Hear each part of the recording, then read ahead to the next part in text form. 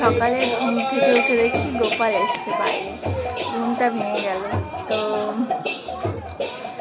একদিক দিয়ে ভালোই হয়েছে ঘুম ভেঙে, আমারও পুজো দেওয়ার আছে, গোপালের জন্য অনেক কিছু বানানোর আছে। তো আমার গোপালটা তোমাদেরকে রাতে দেখাবো, যেহেতু রাতে পুরোহিত আসবে। ওর বলেন একটা মূর্তি আনলে তাকে প্রতিষ্ঠা করতে হয়, তো ওর জন্য পুজো দিতে হয়।